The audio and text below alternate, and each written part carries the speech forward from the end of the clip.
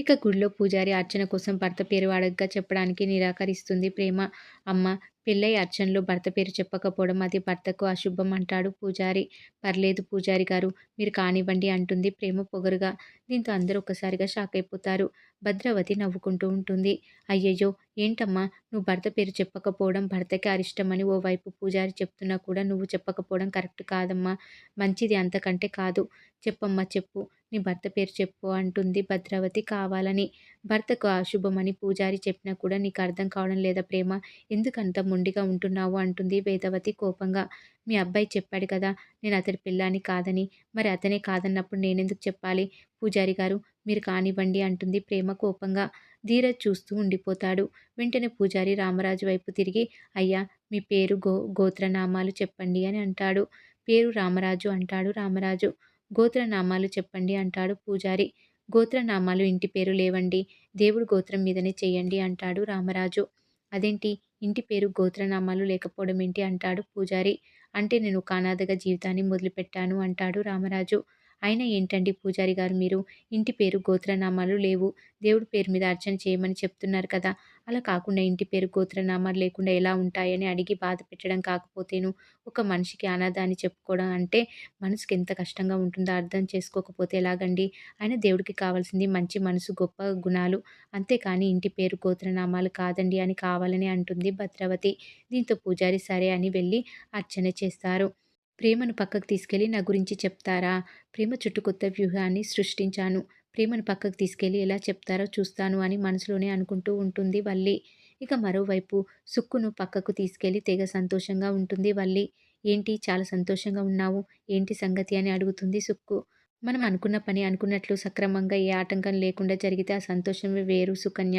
ఈ ఫీలింగ్ నీకెలా ఎక్స్‌ప్లెయిన్ చేయాలి అంటూ గాల్లో తేలినట్టు ఉంది అని పాట పాడుతూ ఎంజాయ్ చేస్తూ ఉంటుంది వల్లి. వల్లి, వల్లి ఏం చేస్తున్నావు ఇది గుడి అంటుంది సుకన్య. అందుకే పాటతో సరిపెట్టుకున్నాను. లేదంటే అంటుంది వల్లి. అసలేం జరిగిందో చెప్పు అని అంటుంది సుకన్య. అత్త వాళ్ళ ప్లాన్ చెడగొట్టేశాను కదా! వాళ్ళిక్కడికి వచ్చింది ప్రేమ ధీరజ్‌ను కలపడానికే అని భద్రావతికి చెప్పి జాగ్రత్త పడమని చెప్పాను. ఆవిడ అదే పనిలో ఉంది. ఇంకా వాళ్ళు ఎన్ని ప్లాన్స్ ఏసినా, ఎన్ని ఎత్తులు వేసినా ధీరజ్ ప్రేమల్ని కలపడం వాళ్ళ తరం కాదు. ఈ దెబ్బతో ప్రేమ కట్టయిపోతుంది. అలాగే ఇంకొక ప్లాన్ చేసి ఆ నర్మదను ఇంట్లో నుంచి ఔట్ పాస్ ఇచ్చి బయటకు పంపిస్తే ఆ ఇంట్లో నేనే మహారాణిని. నేను చెప్పిందే మాట. నా మాటే శాసనం అవుతుంది అంటూ మురిసిపోతూ ఉంటుంది వల్లి. ఫైనల్‌గా నువ్వు అనుకున్నది సాధించబోతున్నావు. నువ్వు సూపర్ వల్లి అని అంటుంది సుక్కు. అప్పుడే చందు, సాగర్ ఇద్దరు మాట్లాడుకుంటూ అటువైపు రావడం చూసి కంగారు పడుతుంది వల్లి. దీంతో సుక్కును తీసుకొని వెళ్ళిపోతుంది. మరోవైపు గుళ్ళో రామరాజు ఒంటరిగా దేవుడికి దండం పెట్టుకోవడం చూసి దగ్గరికి వస్తారు భద్రవతి, సేనపతి. ఆ తర్వాత రామరాజు వెంటే వెళ్ళి, చూసావక్కా, ఇది వీడి స్థాయి. ఆ దేవుడికి కూడా మనలాంటి వాళ్ళంటే జెలసీ అనుకుంటా. అందుకే మనలాంటి వాళ్ళతో ఈ దిక్కులేని వాళ్ళకు బంధుత్వం పెడతాడు అంటాడు సేనాపతి కావాలని. ఏం చేస్తాంరా సేన, అంతా మన కర్మ. ఏ జన్మలో ఏ పాపం చేశామో అని అంటుంది భద్రావతి. ఈ జన్మలోనే చేశామక్కా. వేదవతికి నువ్వు అక్కగా, నేను అన్నగా పుట్టి తప్పు చేశాం. అందుకే ఇలాంటి వాళ్ళంతా వచ్చి మన నెత్తిన చుట్టుకుంటున్నారు అంటాడు సేనపతి. ఏయ్ సేనాపతి అంటాడు రామరాజు కోపంగా. ఏంటి, ఇప్పుడు నువ్వు గట్టిగా అరిచినంత మాత్రాన నిజం అబద్ధమైపోతుందా? ఉన్న పళంగా నువ్వు మాతో సమానమైపోతావా? హారతి పళ్ళెంలో 500 కూడా వేసే స్తోమత లేని నీకు పౌరుషం ఎందుకురా అంటాడు సేనపతి. దేవుడి ముందు అంతా సమానమే. ఎంత ఎక్కువ డబ్బులు వేశారన్నది కాదు, ఎంత స్వచ్ఛమైన మనసుతో గుడికి వచ్చామన్నది ముఖ్యమని అంటాడు రామరాజు. ఇలా సర్ది చెప్పుకొని బతికేయండి అంటుంది భద్రవతి. ఎవరి స్థానం ఎక్కడో, ఎవరి స్తోమత ఎంతో ఆ దేవుడికి బాగా తెలుసు అంటాడు సేనపతి. కానీ ఇలాంటి వాళ్ళు అది అర్థం చేసుకోకుండా మాలాంటి వాళ్ళతో సమానంగా కలిసిపోవాలని ట్రై చేస్తూనే ఉంటారు. ఏం బతుకురా నీది! మాయ మాటలతో ముందు నా చెల్లిని లేపుకొని పోయి నా కుటుంబాన్ని విడగొట్టావు. ఇప్పుడు నీ కొడుకు నా మేనకోడల్ని తీసుకుని పెళ్లి చేసుకున్నాడు. బతికినంత కాలం పెద్దింటి ఆడపిల్లల్ని లేపుకపోయి పెళ్లి చేసుకోవడమే పనిగా పెట్టుకున్నారారా మీరు? అయినా నీకెక్కడైనా పౌరుషం, రోషం ఉన్నాయట్రా? నీ పెళ్ళాం, నీ కొడుకు నీకు తెలియకుండానే దొంగ పెళ్లి చేసుకొచ్చారంటే నీ కుటుంబంలో నీ స్థాయి ఎక్కడ ఉందో తెలుస్తుంది. నీ విలువ ఎక్కడ ఉందో అర్థమైందా? ఏమైనా తూర్చుకుపోయే మనిషివి కదరా నువ్వు. నువ్వు చూపిన దారే నీ కొడుకు ఫాలో అయ్యాడు. ఇంకా వాళ్ళని అడిగే హక్కు నీకు మాత్రం ఎక్కడ ఉంటుందిరా? రే రామరాజు, నీకు ఎప్పుడో చెప్పాను.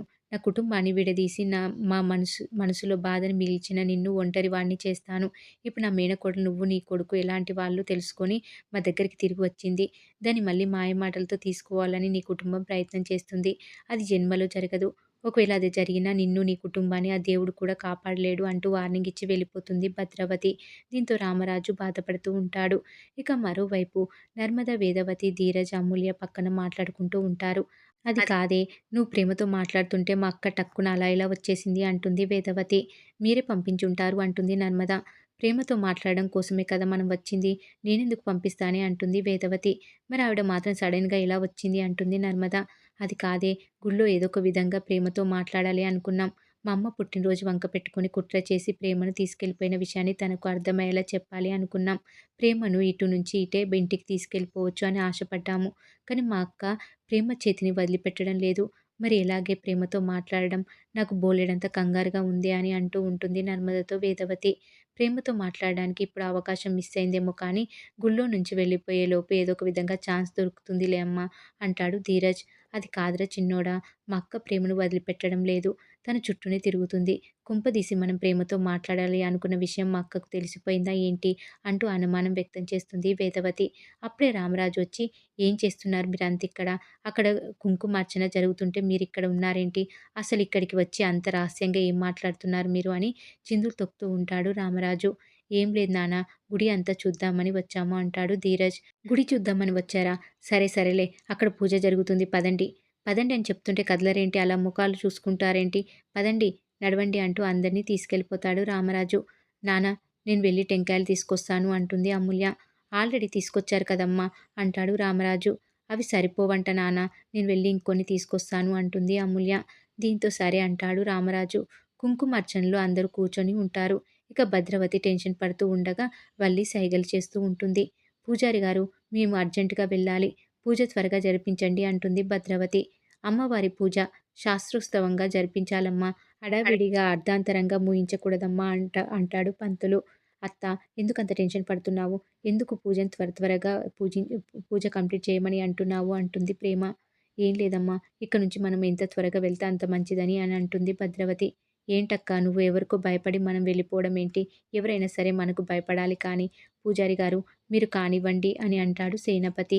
దీంతో పూజారి మళ్ళీ పూజ స్టార్ట్ చేస్తారు. భద్రావతి కంగారు మాత్రం తగ్గదు. ఇక పూజ పూర్తి కాగానే కుంకుమ ఇస్తూ, అమ్మ, మీ భర్తలతో నుదిటిన సింధూరం పెట్టించుకొని భర్తల ఆశీర్వాదం తీసుకోండమ్మా అంటాడు పూజారి. దీంతో అందరూ కుంకుమ పెట్టించుకుంటారు. అమ్మ, నువ్వు కూడా నీ భర్తతో ఆశీర్వాదం తీసుకోమ్మా అని ప్రేమతో అంటాడు పూజారి. పర్లేదులేండి అంటుంది ప్రేమ పొగరుగా.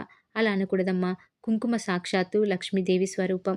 భర్తతో భార్య కుంకుమ పెట్టించుకుంటే ముక్కోటి దేవతలు సౌభాగ్యవతిగా ఉండమని దీవిస్తారు. భర్త ఆయుష్ని, ఆరోగ్యాన్ని పెంచుతుందమ్మా ఈ కుంకుమ బొట్టు అని చెప్తారు పంతులు. భర్త క్షేమానికి, భార్య దీర్ఘ సుమంగళితనానికి ప్రతీకమ్మ ఈ కుంకుమ బొట్టు. ఇంత మహిమ గల కుంకుమ బొట్టును భర్తతో పెట్టించుకోవాలి. కాదని అనకూడదు. ఏదైనా అరిష్టం జరగొచ్చు అంటాడు పూజారి. అలా ఏం జరగదులేండి అంటుంది ప్రేమ. ఏంటి ప్రేమ నువ్వు? భర్త ఆరోగ్యానికి, ఆయుష్‌కి మంచిది కాదని పూజారి గారు అంతలా చెప్తుంటే అర్థం చేసుకోకుండా మూర్ఖంగా ప్రవర్తిస్తున్నావేంటి అంటుంది వేదవతి బాధగా. నేను భార్యని కాదని చెప్పినప్పుడు ఏ హక్కుతో బొట్టు పెట్టించుకోవాలి అంటూ కోపంగా లేచి వెళ్ళిపోతుంది ప్రేమ. దీంతో అందరూ ప్రేమ ప్రేమ అని పిలుస్తూ ఉంటారు. ప్రేమ వెనకే వెళ్ళమని భద్రవతికి వల్లి సైగ చేయడంతో లేవడానికి ప్రయత్నిస్తుంది భద్రవతి. అక్క నువ్వుండక్కా, పూజ కంప్లీట్ అవ్వని అంటూ ఆపేస్తాడు సేనాపతి. దీంతో అలాగే కూర్చుండిపోతుంది భద్రవతి. ఇక పూలతో కొట్టి విశ్వను పక్కకు పిలుస్తుంది అమూల్య.